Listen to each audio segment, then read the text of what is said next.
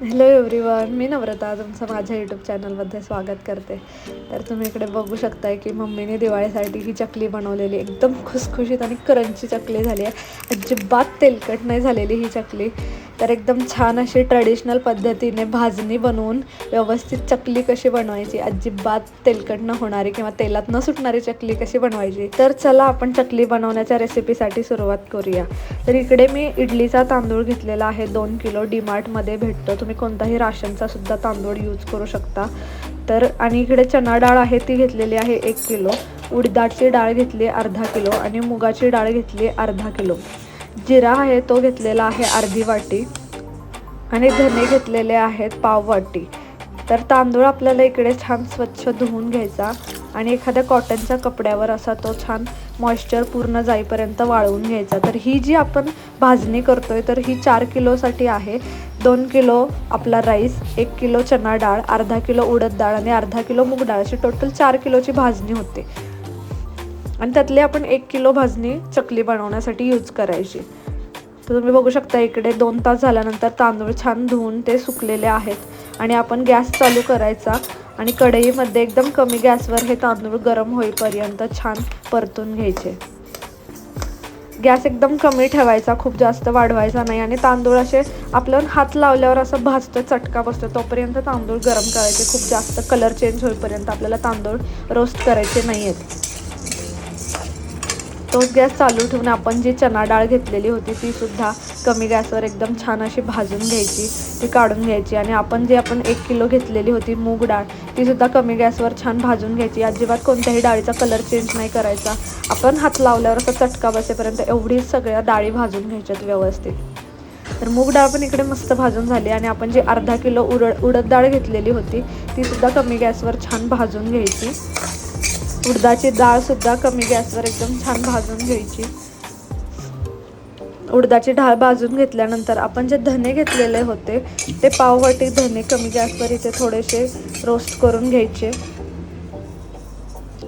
धने भाजून झाल्यानंतर आपण जे जिरे घेतलेले होते ते सुद्धा अर्धे वाटी जिरे आहेत. हे कमी गॅसवर कलर जास्त चेंज न होता छान असा वास येईपर्यंत मस्त जिरे भाजून घ्यायचे. आणि पोहे घ्यायचेत आपल्याला. तर 1 वाटी इथे पोहे घेतले.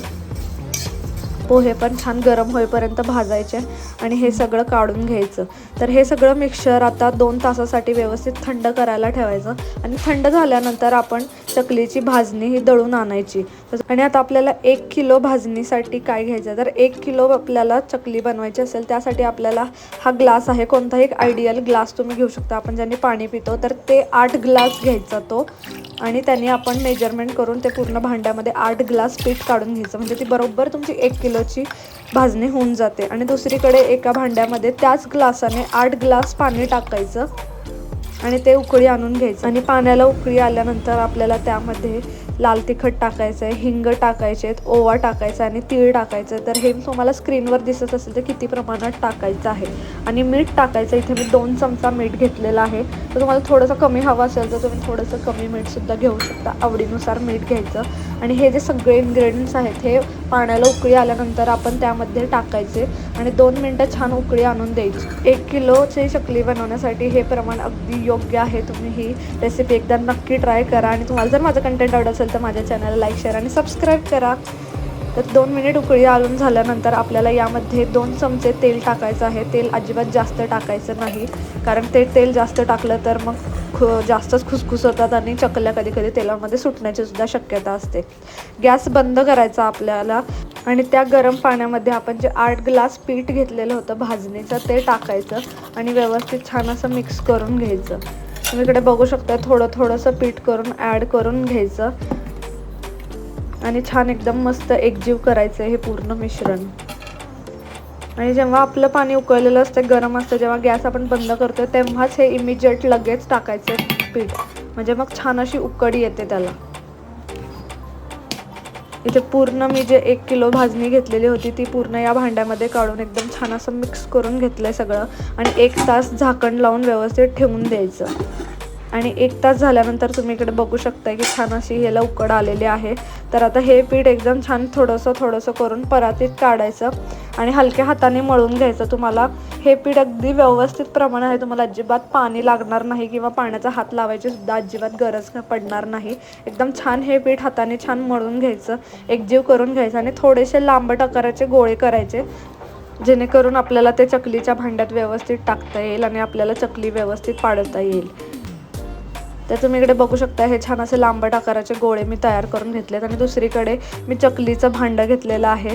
तुम्ही इकडे बघू शकता खाली स्टारवालं ते असतंय चकलीचं, तर ते घ्यायचं आहे आपल्याला आणि हे असं फिरवायचं आहे. तर एका साईडून असं फिरवायचं, मी तुम्हाला दाखवते. तर आपलं पीठ थोडंसं चिकट असतं, ते जास्त भांड्याला लागू नये म्हणून छान ऑइलने थोडंसं ग्रीस करून घ्यायचं. ऑइल लावून झाल्यानंतर आपण जो पिठाचा गोळा घेतलेला होता तो यामध्ये असा टाकायचा व्यवस्थित आणि हे झाकण व्यवस्थित बंद करायचं. थोडंसं एक्स्ट्रा पीठ झालेलं आहे वरून, ते काढून घ्यायचं आणि ह्याचं झाकण अगदी छान लावून घ्यायचं. झाकण अगदी व्यवस्थित लावून झाल्यानंतर थोडंसं चकली पाडायला सुरुवात करायची. तर हे भांडं फक्त असं वरून असं गोल गोल फिरवत राहायचं क्लॉकवाईज डिरेक्शनने. बरोबर तुम्ही इकडे बघू शकता आपलं पीठ एकदम परफेक्ट झालेलं आहे. चकलीला पूर्ण असे काटे यायला लागलेत, असे काटेदार एकदम मस्त चकली व्हायला लागली आहे. पीठ एकदम परफेक्ट आहे. जर तुमचं जास्त पातळ पीठ झालं तर तुमच्या चकलीला काटे येणार नाहीत आणि खूपच घट्ट झालं तर तुम्हाला ते प्रेस करायला खूप जास्त प्रॉब्लेम होईल. त्यामुळं चकली बनवताना घ्यायची काळजी म्हणजे अगदी व्यवस्थित पीठ व्यवस्थित मळलं गेलं पाहिजे. पाणी अगदी जास्त पण नको आणि कमी सुद्धा नको. तर सगळ्या गोष्टी योग्य प्रमाणात झाल्या तर तुमची चकली एकदम मस्त खुसखुशीत आणि क्रिस्पी होईल. इकडे बघू शकता एकदम मस्त अशा सगळ्या ह्या चकल्या मी इकडे रेडी करून घेतल्यात आणि दुसरीकडे कढईमध्ये तेल टाकायचं. थोडं जास्त तेल घ्यायचं, 3 वाट्या तेल टाकून घ्यायचं आणि तेल गरम करायचं आणि आपण ज्या चकल्या केलेल्या होत्या तर त्या यामध्ये सोडायला सुरुवात करायची. आणि जेव्हा आपण चकल्या भाजायला घेतो तेव्हा तेल गरम झालेलं असतं, तेव्हा गॅस एकदम कमी करायचा, एकदम कमी गॅस करायचा आणि आपल्याला ह्या चकल्या एकदम कमी गॅसवर छान भाजायच्या आहेत. एक साईड व्यवस्थित थोडीशी भाजून झाल्यानंतर परत दुसऱ्या साईडून भाजायच्या आणि असं थोडंसं आलटून पलटून आपल्याला चकल्या खुसखुशीत भाजून घ्यायच्या आहेत.